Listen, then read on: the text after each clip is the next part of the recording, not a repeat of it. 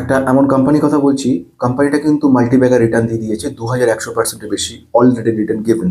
কিন্তু প্রশ্ন আসছে সেখানে যে কোম্পানির ফান্ডামেন্টাল কি রয়েছে, কোম্পানির ফিউচার স্কোপ কি রয়েছে, কোম্পানির ম্যানেজমেন্ট কি বলছে, ফান্ডামেন্টালে কোন কোন সুযোগগুলো দেখা যাচ্ছে, নাকি অলরেডি রিটার্ন গিভেন, মানে already past return cannot guarantee future performances. কিন্তু এরকম কি ঘটনা ঘটতে পারে যে এরকম অবস্থা হলো যে রিটার্নটা হঠাৎ করে ভালো এসে গেল, বা এমন অবস্থা হলো কোম্পানিটার ফিউচার দুর্দান্ত হলো। কোম্পানি বেসিক্যালি বিজনেসটা কি রয়েছে সেটা প্রথম ঘটনা আমার জানা দরকার রয়েছে। বিজনেস না জানলে এগুলো হবে না। শুধু বিজনেস জানলে হবে না, এরপর জানতে হয় ফান্ডামেন্টাল, অর্থাৎ ভ্যালুয়েশন কেমন জায়গা রয়েছে, কোম্পানির এরকম পরিস্থিতি রয়েছে, সেলস গ্রোথ কেমন রয়েছে, রিটার্ন ইকুইটি কেমন রয়েছে, যদি দেখা যায় ডেপ্টের পরিমাণ কি রয়েছে, ডেপ্ট ইকুইটি রেশিও কিরকম রয়েছে, প্রোমোটার হোল্ডিং কি মনে করছে, এগুলো জানা জরুরি রয়েছে। তারপরে আসছি ম্যানেজমেন্টের দিকে। ম্যানেজমেন্ট কি মনে করছে, ম্যানেজমেন্ট ফিউচার স্কোপ কি রয়েছে, অ্যানুয়াল রিপোর্ট কি বলছে সম্পর্কে। শুধু তাই নয়, ম্যানেজমেন্টের গ্রোথ লেভেল, অর্থাৎ কি ক্যাপিটাল এক্সপেন্ডিচার কি করতে চলেছে, কি চিন্তা ভাবনা করছে এই বিজনেস থেকে অ্যানাদার অন্য কোনো বিজনেসের দিকে, কনভার্সনের দিকে, কিংবা এই বিজনেসের মার্কেট অ্যানালিসিস করে দেখতে পেয়েছি ফিউচার স্কোপ রয়েছে কিনা। এগুলো হচ্ছে ম্যানেজমেন্ট বলছে। আর শেষের দিকে সবথেকে বড় গুরুত্বপূর্ণ বিষয়, আমি কেন আমার হার্ড আর্ন মানি এখানে ইনভেস্ট করব, তার থেকে তো ফার ফার বেটার আমি যদি ব্যাংকে রাখি।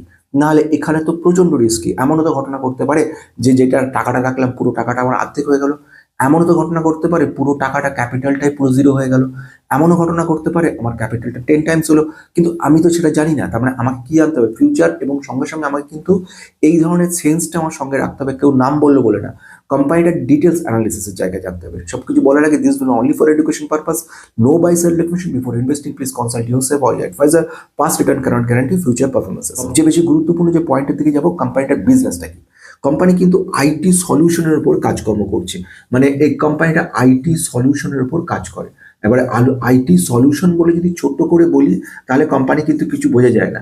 এরা এরা কিন্তু ডেটা ডেটা অ্যানালিসিসের মতো কাজকর্মগুলো করে, ডেটা অ্যানালিটিক্সে কাজ করে। এরা কিন্তু ডিজিটাল ডিজিটাল ট্রান্সফরমেশনের ব্যাপারেও কিন্তু কাজকর্মগুলো করে।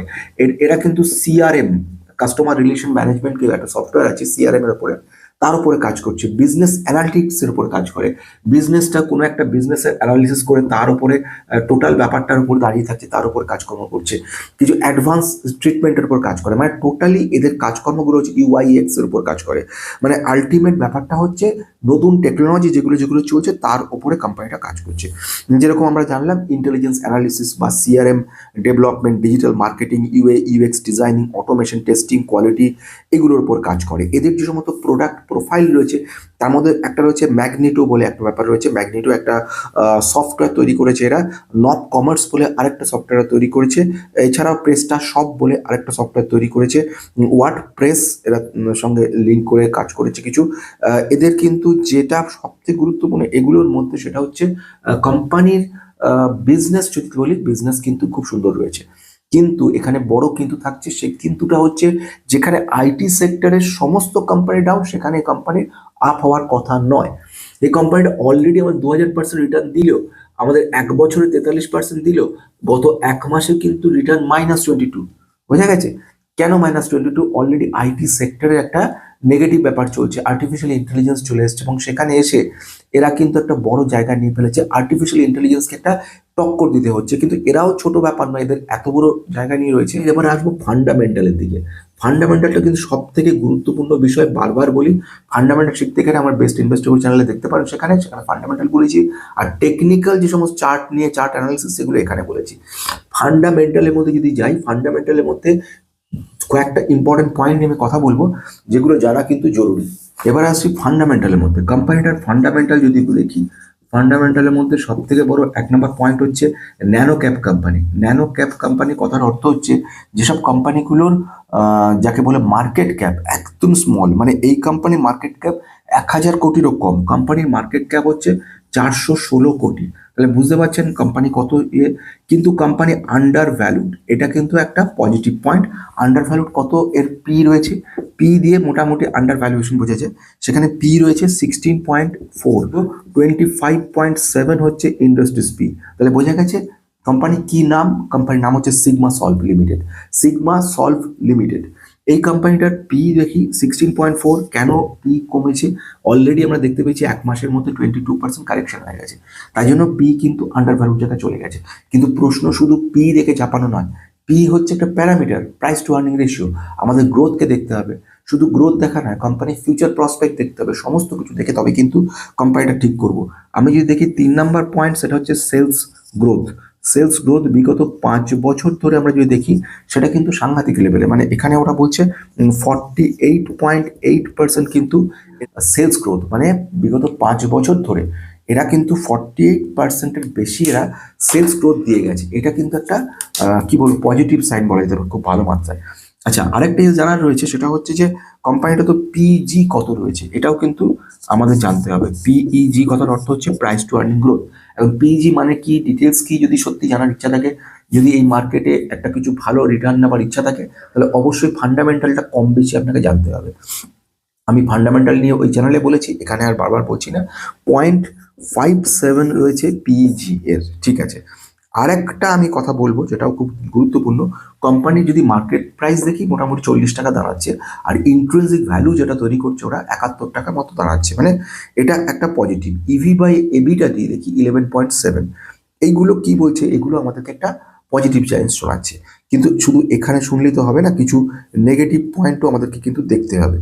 আমি নেগেটিভ পয়েন্টের দিকে যাওয়ার আগে আমি যাব ম্যানেজমেন্ট কি বলছে সম্পর্কে, সেটা একটুখানি জেনে নেওয়া দরকার। কি কি ব্যাপার রয়েছে ম্যানেজমেন্টের। প্রথম ঘটনা যদি বলি, কোম্পানির সম্পর্কে ম্যানেজমেন্ট বুলিশ রয়েছে। ম্যানেজমেন্ট থেকে বক্তব্য রাখছি, যদি খুব ডাইজেস্ট করে বলি 1-2 লাইনের মধ্যে, যে ফিউচার যে ক্যাপাবিলিটি বেশ ভালো রয়েছে। মার্কেট অ্যানালিসিস করে দেখেছি ওরা যে এই এদেশেও এই ডিমান্ড বাড়ছে সিআরএম রিলেটেড কাজকর্মগুলো। বেশ কিছু প্রজেক্ট এরা পেয়েছিল, সেই প্রজেক্টগুলো থেকে ওরা কাজ করছে, যদিও তাদের থেকে আমরা ক্যাশ ফ্লোয়ে বুঝতে পারবো যে সত্যি কি মিথ্যা ব্যাপারটা, যে এখনো পর্যন্ত টাকা আসেনি, এলে প্রফিটটা ভালো আসবে। কিন্তু সেখানে আরেকটা প্রশ্ন থাকছে, সেটা হচ্ছে যে ফিউচারটা কি বলছে।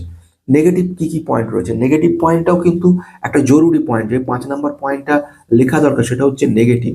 নেগেটিভ পয়েন্টের মধ্যে কিন্তু ম্যানেজমেন্ট একটা কথা বলেছে, সেটা কিন্তু জানতে হবে। নেগেটিভ পয়েন্টের মধ্যে ম্যানেজমেন্ট বলছে কম্পিটিশন হাই লেভেল রয়েছে, আমাদের কম্পিট করতে হচ্ছে, এবং আর্টিফিশিয়াল ইন্টেলিজেন্স একটা বড় ধাক্কা দিচ্ছে আমাদেরকে, মানে একটা ট্রাই টু, আমাদের একটা এর মধ্যে চলছি আমরা। ভবিষ্যতে এটাকে কিন্তু একটা আমরা যদি কাটাতে পারি, এবং কাটানোর চেষ্টা চলছে, কারণ কিভাবে আমরা এআই এর কিছু একে বলে কি অ্যামালগামেশন নয়, অ্যাকোয়ার করার কথা চলছে। ওটা হলে পজিটিভ ব্যাপার দেখবো। Revenue growth targeted level 15-20% compounded annual growth রেটে ভবিষ্যতে আমাদের ইনক্রিজ করার কথা রয়েছে। এইগুলো মোটামুটি ম্যানেজমেন্টে বলছে। নেগেটিভ পয়েন্টের মধ্যে রয়েছে চ্যালেঞ্জের ব্যাপারে, ওরা বলছে বেশ কিছু চ্যালেঞ্জ আমাদেরকে নিতে হচ্ছে, যেটা একটা নেগেটিভ ব্যাপার। দ্বিতীয় ব্যাপার যেটা বলবো, সেটা হচ্ছে কি, এবার আমি আসবো নেগেটিভ পয়েন্টের মধ্যে আরেকটা নেগেটিভ পয়েন্ট, ডেটার্স ডে। ডেটার্স ডেটাও কিন্তু বাড়ছে, ডেটার্স ডে বাড়াটা খুব একটা পজিটিভ ব্যাপার নয়, 2 থেকে 100-এ চলে গেছে। আর একটা পয়েন্টের কথা আমি বলবো, সেটা হচ্ছে ওয়ার্কিং ক্যাপিটাল ডেজ। এই ওয়ার্কিং ক্যাপিটাল ডেজটা এটাও কিন্তু আমরা দেখতে পাচ্ছি অনেকটা বেড়েছে, 38 WC চেঞ্জেস বলে এটাকে, ওয়ার্কিং ক্যাপিটাল ক্যাশ ফ্লো গিয়ে আমরা দেখতে পারবো। চলে যাওয়া যাক ডাইরেক্টলি এবারে নেক্সট পয়েন্টের দিকে। ম্যানেজমেন্টের ব্যাপার আমরা তাহলে জেনে গেলাম এটা।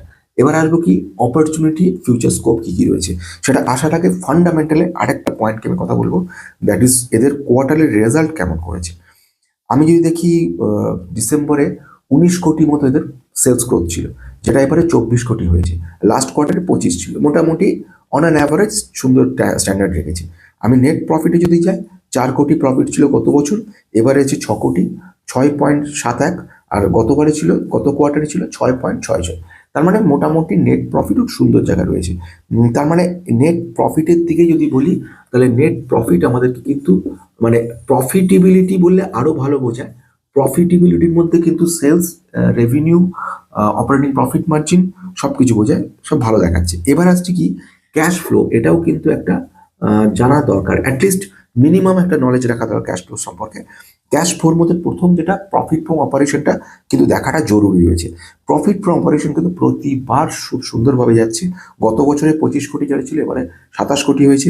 তার আগে ছিল 25 কোটি, তার আগে ছিল 17 কোটি। সুতরাং সুন্দরভাবে নিয়ে আসে। রিসিভেবলস আগের বারের থেকে কিছুটা কমেছে রিসিভেবলস, সেটা তার কথার অর্থ হচ্ছে যে এদের যে প্রজেক্টগুলো কাজ করেছে, প্রজেক্টগুলো থেকে কিন্তু রেভিনিউ আসা শুরু হয়েছে। তো বোঝা গেল এটা। এবার আমি আসছি, এটা কিন্তু মার্চ 2025-এর কথা বলছি। সুতরাং রেভিনিউটার এখন ম্যানেজমেন্ট যেটা বলছে তার ইম্প্যাক্ট কিন্তু আমরা এরপরে আমরা ক্যাশ ফ্লোতে পাবো, যেটা এখন পাচ্ছি না, অর্থাৎ রিসিভেবলস বাড়বে এটা কিন্তু ইঙ্গিত করছে। পেয়েবলস হচ্ছে 4 কোটি পেয়েবলস, আগে তেমন পেয়েবলস কিছুই ছিল না, তো এটা একটা ব্যাপার থাকছে। ঠিক আছে, পেয়েবলস কথার অর্থ হচ্ছে আমরা কিনেছি মাল, আমরা প্রোডাক্টগুলো যখন কিনি র মেটেরিয়ালস কিনছি, এখানে তো র মেটেরিয়াল নয়, এখানে এমন কিছু প্রোডাক্ট যেরকম লাইসেন্স এটসেট্রা, এখন বলার সময় কম এই ব্যাপার নিয়ে। Working capital changes, working capital changes আগে যেটা পজিটিভ ছিল এখন কিন্তু নেগেটিভ 6 কোটি দেখাচ্ছে, এবং আগের বারে 8 কোটি ছিল। মানে এটা কিন্তু একটা ছোট হলেও যে পয়েন্টটাকে আমি বলছিলাম যে এটা কিন্তু এখন 8 ক্রোর্সের নেগেটিভ একটা জায়গা দেখাচ্ছে। এটাকে একটুখানি কিন্তু নজরে রাখতে হবে যতক্ষণ এটা ভালো না হয়। প্রোমোটার হোল্ডিং, অর্থাৎ এই ম্যানেজমেন্ট অর্থাৎ প্রোমোটার যারা, তারা কিন্তু 70%-এর বেশি, কিন্তু 72%, অ্যাপ্রক্সিমেট 73%, এরা কিন্তু হোল্ড করছে প্রোমোটাররা। এটা কিন্তু একটা খুব বড় পজিটিভ পয়েন্ট। কারণ বলছি এই কথাটা, কারণ প্রোমোটার হোল্ডিং যত বাড়বে বা বেশি থাকবে তত কিন্তু আমরা কোম্পানি থেকে আরো প্রফিট মানে এক্সপেকটেশন করব, কারণ প্রোমোটাররা সব থেকে বেশি ভালো জানে কোম্পানি সম্পর্কে, যে কোম্পানিটা কি প্রথম থেকে এরা কিন্তু 73.22% কিন্তু এরা হোল্ড করছে, এবং আজও মানে আমি যেটা বলছি মার্চ 23-এ ছিল এটা, আজও তাদের রয়ে গেছে। এবার আসছি এফআইআই।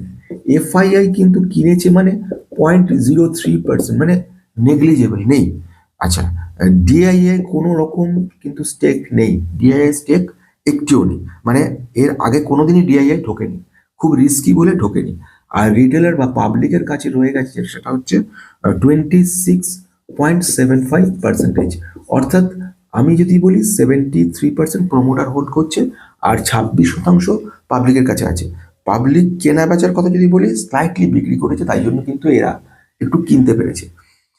এফআইআই কিনেছে 0.03, সে এরা বেচেছে বলে।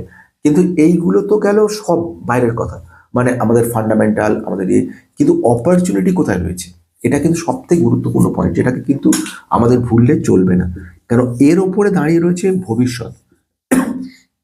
আমি এমন এমন কোম্পানি বলেছি ফান্ডামেন্টাল দুর্বল, এমটার টেকনোলজি, আমি তখন কবে থেকে বলে এসেছি, কিন্তু এই অপরচুনিটি আজকে 100% রিটার্নে নিয়ে গেছে আমাকে। কি করে নিয়ে গেল? কারণ হচ্ছে ম্যানেজমেন্ট বলেছে খারাপ, নিজে সেল করে যাচ্ছে ম্যানেজমেন্ট, অথচ বলছে ভালো ভালো ভবিষ্যতে ভালো করবো। ন্যাচারালি সকলেই বেরিয়ে গেছে ম্যাক্সিমাম। ফান্ডামেন্টাল বেশ কিছু উইকনেস দেখা গেছে, প্রচুর প্লেজ করে রেখেছে, তারপরে ভ্যালুয়েশন খুব একটা ভালো নয়, এইগুলো সব নেগেটিভ পয়েন্ট ছিল, সেলস গ্রোথ কিচ্ছু নেই। কিন্তু অপরচুনিটি জায়গাটা ছিল মারাত্মক। কেন অপরচুনিটি জায়গা ছিল? গ্রিন এনার্জি, ক্লিন এনার্জি, তাছাড়া বেশ কিছু পজিটিভ খবর ছিল, যেরকম ক্রায়োজেনিক ইঞ্জিনের উপর কাজ, ইসরো, ডিআরডিও। বেসিক্যালি কি হয়, বেসিক্যালি এইগুলো ভবিষ্যৎ দেখে আজকে লোকে কিনছে, আর এটা কিন্তু আজকে কোনো রেজাল্ট নয়, ভবিষ্যৎ দেখে কিনছে। তা আমি অপরচুনিটি যদি বলি, 1 নাম্বার যে আমার মনে হয়েছে যে পয়েন্টগুলো, যে সমস্ত কাজ করছে যেরকম আইটি সার্ভিসের মধ্যে পড়ছে, যেগুলো কিনা এখনো পর্যন্ত ডাইরেক্টলি নেগেটিভ ইম্প্যাক্ট হওয়ার কথা নয়, যেমন এদের কাজকর্মগুলো রয়েছে সিআরএম সিস্টেমের উপরে ডিপেন্ড রয়েছে, সার্ভিস ওরিয়েন্টেড, তো সেখানে একটা পজিটিভ ব্যাপার দেখতে পাওয়া যাচ্ছে। সেকেন্ড ওয়ান, আমি যে একসময় বলেছিলাম স্যাসের কথা নিয়ে, এখানে একটা স্যাসের পজিটিভনেস দেখতে পাওয়া যাচ্ছে। 3 নাম্বার, আমি যেটা মনে করছি আরেকটা বলার, ফান্ডামেন্টাল একটা পজিটিভ ব্যাপার শোনাচ্ছে। আরেকটা কথা যেটা বলে রাখা দরকার সেটা হচ্ছে কোম্পানির ক্ষেত্রে বিজনেস অ্যানালিটিক্সটা একটা পজিটিভ অপরচুনিটি তৈরি করতে পারে, এবং ভবিষ্যতে একটা ভালো জায়গা তৈরি করতে পারে যদি এআই এর সঙ্গে ম্যানেজেবল ওয়েতে কাজটা করা যায়। তাহলে আজকের ভিডিওর মধ্যে বেশ কিছু গুরুত্বপূর্ণ পয়েন্ট জানলাম, কিছু রিস্কও রয়েছে অবশ্যই, কিন্তু তা সত্ত্বেও ভবিষ্যতে কোম্পানিটা যেটা মনে হয় and as per my opinion এটা কিন্তু ভালো করতে পারে। আজকের মতো।